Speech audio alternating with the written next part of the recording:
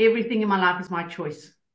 Yeah. And from that place, you can then take charge of your life, and now you become the master of your life.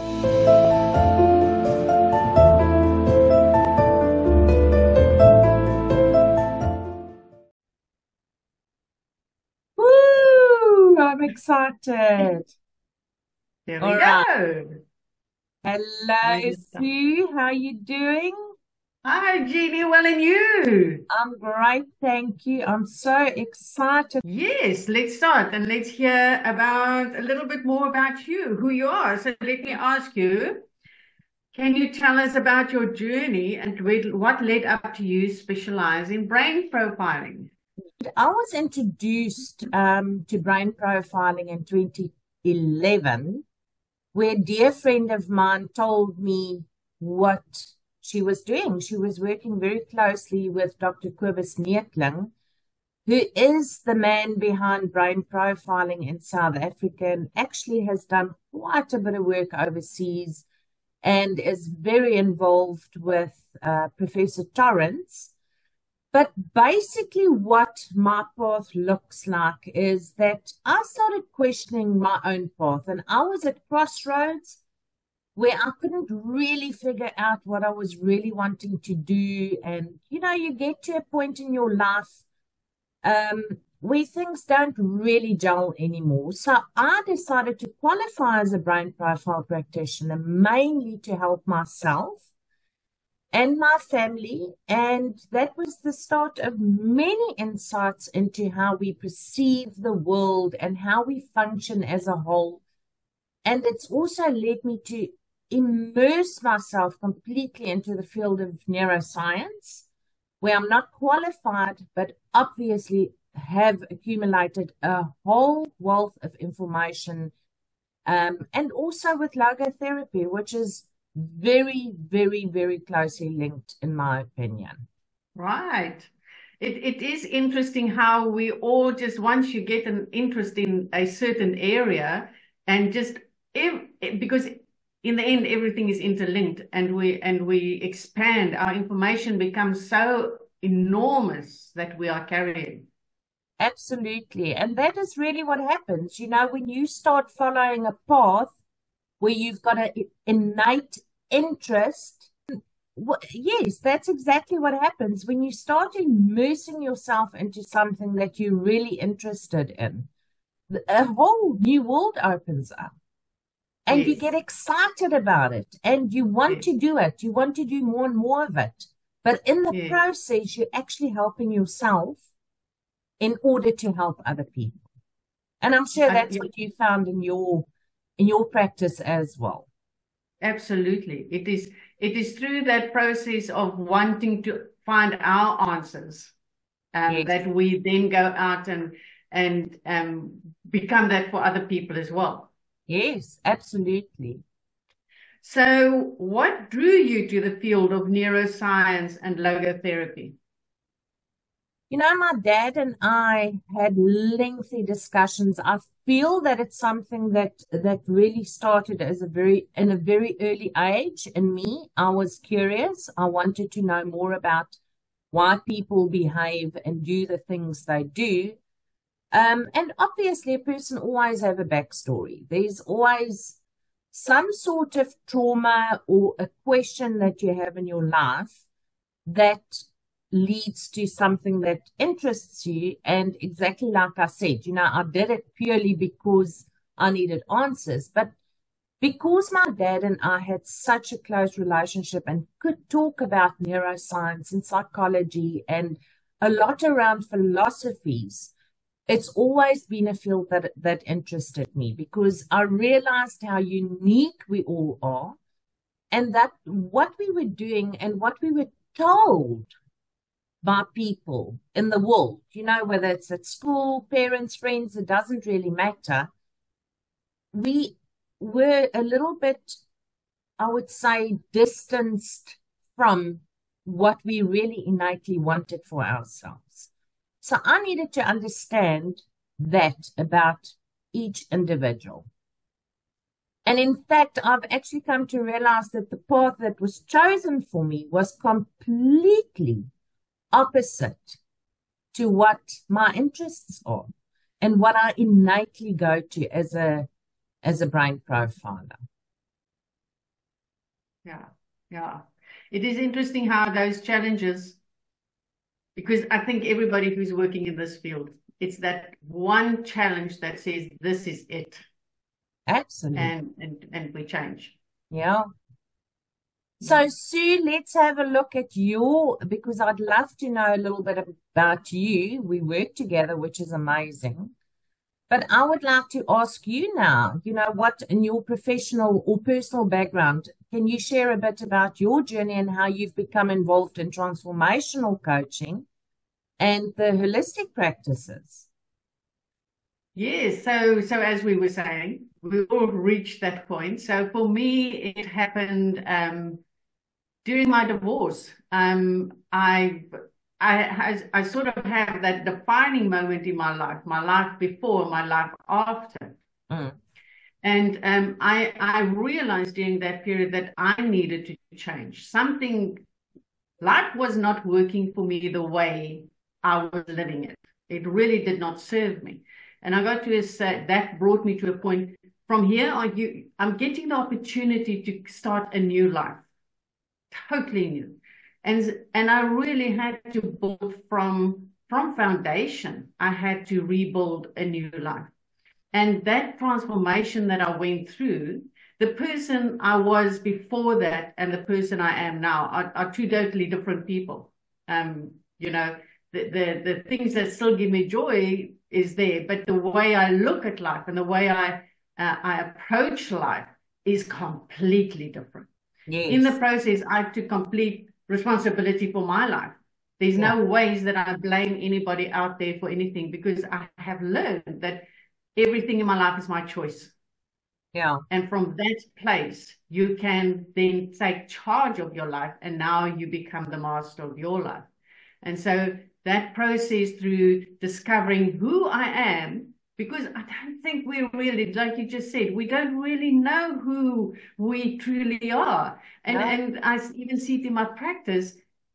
People can tell us what they don't like, but the moment you say to people, what do you like? It's like a panic go up inside of them. And I can remember for a long time, I used to say, the lucky packet's too big. I don't know what to do. Yeah. And so, Absolutely. Yeah. yeah. And I actually can remember one day sitting on my couch and saying something needs to change. And I opened my laptop. Well, here I am. It did change in that second for me. And you've had a huge transformation in your life, Sue. Yes. And, the thing is, absolutely, like you say, I think a person also go through stages in your life. I think it was Deepak Chopra that explained it very well, and I've experienced it as well, where your first quarter of your life, you go at anything that's given to you or that you've been Yes. told to do, and you Yes. work hard at it. Second quarter of your life, you grind and you start establishing family, and there's a little bit more stability. But then Yes. a lot of the times when you get to the third quarter of your life, in your 50s or late 40s, you go, this is not for me. I've been Yes. doing things that doesn't gel with me, and that's where the stress comes in, and you start beating yourself up. It becomes a nightmare.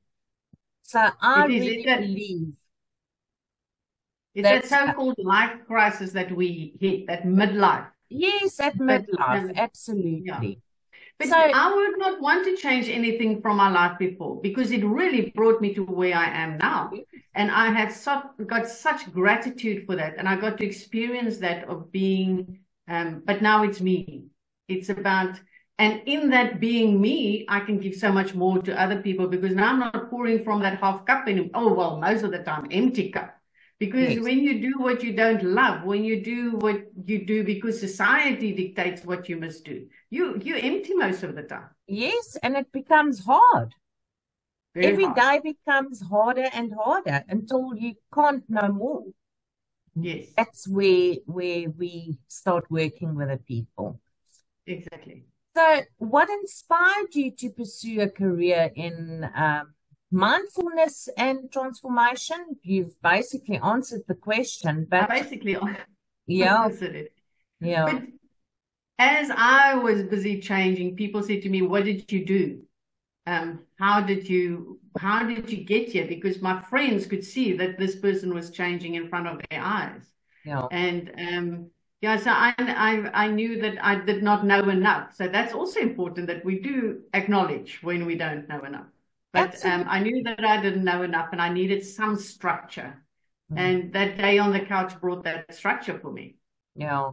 No, And so, absolutely. and yeah, and in the process of discovering this, I have learned how powerful our mind is, how we must really become aware every second of the thoughts we have in every second.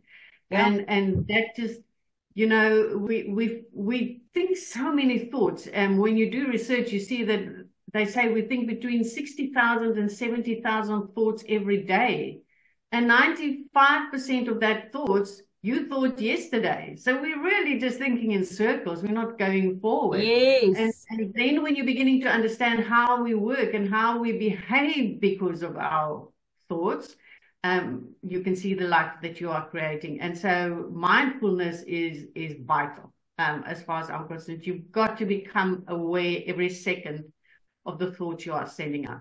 So I've become very quick in when I have a thought that I don't like, is just to go Control Alt Delete, delete, delete, delete, and it's gone. And most of the times, by the time I started laughing at myself and all that, I cannot remember what the thought was.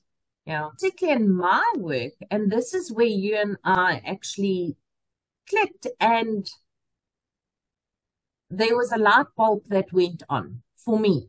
Yes, Because yes, understanding from the brain profiling point of view and what we think and how we think, how we communicate with one another is one aspect of it. And it's a little bit more on the analytical side of it because I do not yes, do the mindfulness part.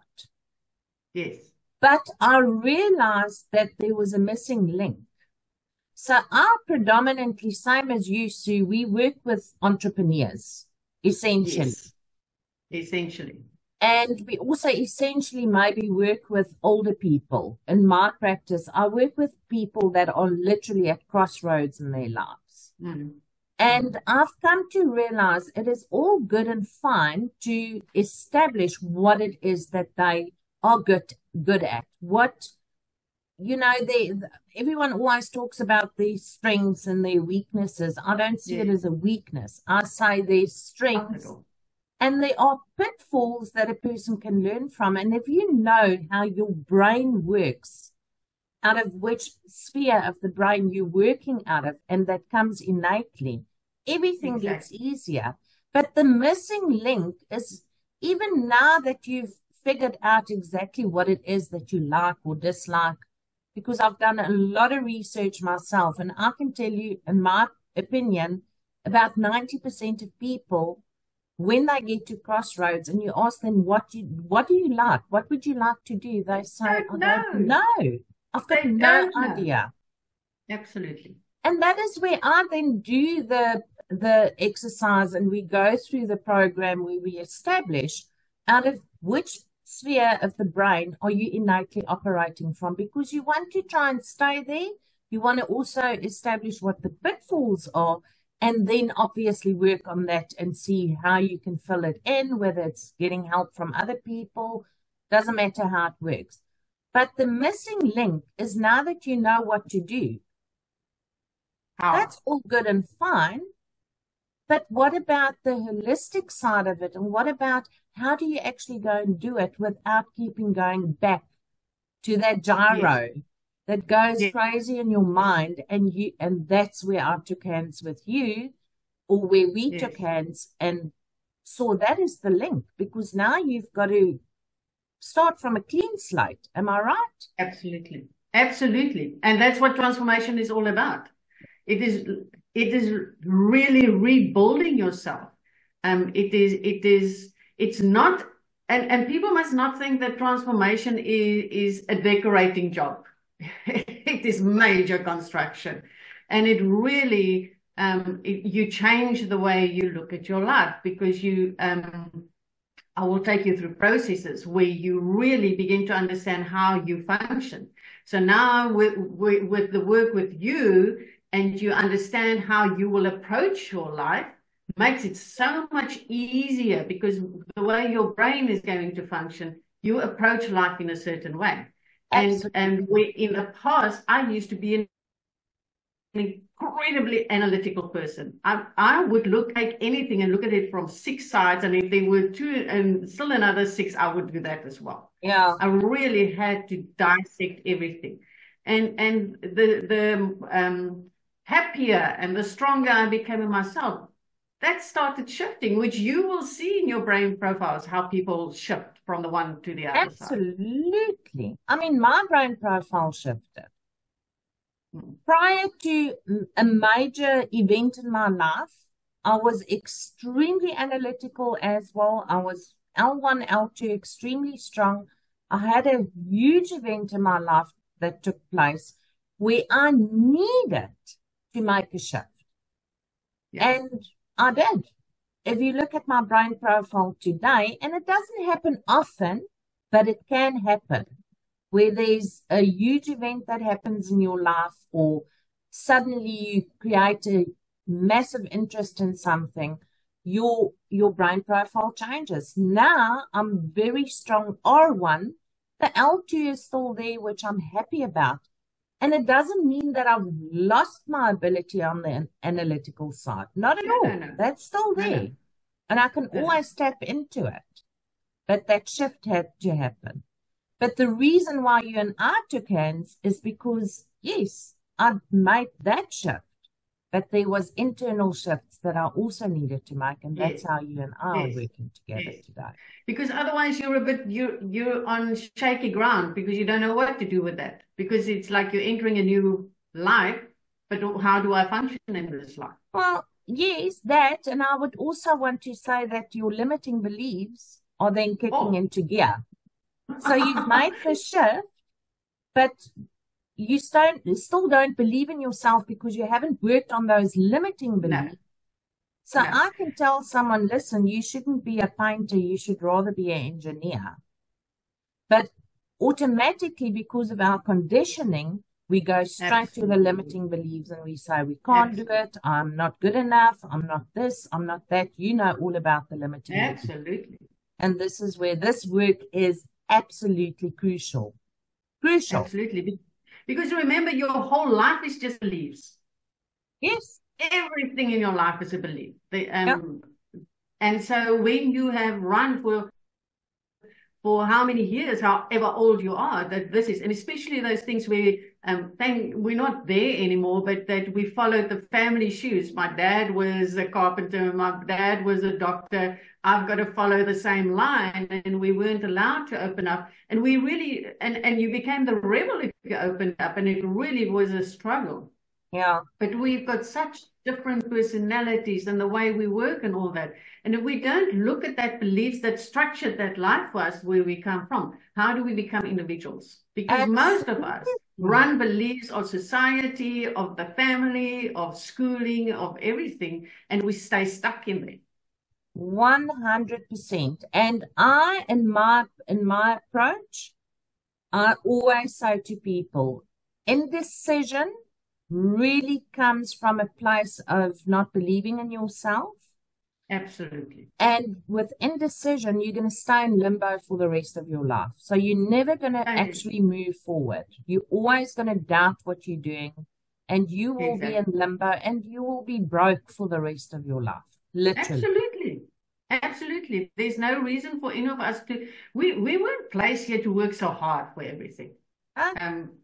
We were supposed to have fun. Absolutely. And I can honestly say I'm now living the life of fun, and I'm quite sure you can say that as well. Because Absolutely. It is a pleasure to wake up every morning. Yeah. You want to get up. You're excited to work with the next person. Yes. Because every time you work with a person, it just opens up completely, and the world changes 100% overnight. for me. I'm sure, yeah, I'm sure you also, because there's that light bulb moment and you can see that shift happening. You can And see it it is in just, their eyes. Their whole wow, face lights up and they go, but why didn't I know about this? yes, So it's yes, amazing. yeah, I Right. really, okay. So yes, Jeannie, I think it is everybody, this little bit that we've given them, I think that it becomes quite clear that we're not one-dimensional people. We are so complex, and that there's so many there's people around that can help you, and to not sit and struggle in your life and to make life hard for you, and rather reach out and get some, a happy person creates a happy community. I firmly believe in that. Oh, Because the yes. person who walks in with that thundercloud around them because they're permanently in anger, because they're unhappy, wherever you go in your life, you carry that thundercloud with you. And a person who will be happy and know where they're going and how to tackle their life will create a happy community. And so that, I think, is what keeps me motivated. And I'm so grateful to have met up with you, and so that we can actually make it even easier for people, In the past, I've often had people who wanted to change careers, and it became a big, huge thing. How do I do that? Yeah. And so, Well, I think, at the end of the day, there are things that can make a person's life much easier. And if you know about it, but it's often like we say, you don't know what you don't know. exactly. But once you know, it just opens the world. So, Sue, I'm looking forward to our next chat. And thank you so Yes. much. I really Thank you. appreciate you. I think our work, there's so much synergy between the two of us and what we're doing. And the goal to really help people go forward in their lives and not stay stuck in the current situation or the life that they have right now. So Absolutely. let's have a chat again. We'll do that soon. Looking forward to it. Thanks, Sue. Keep well. Okay. Keep Bye. well.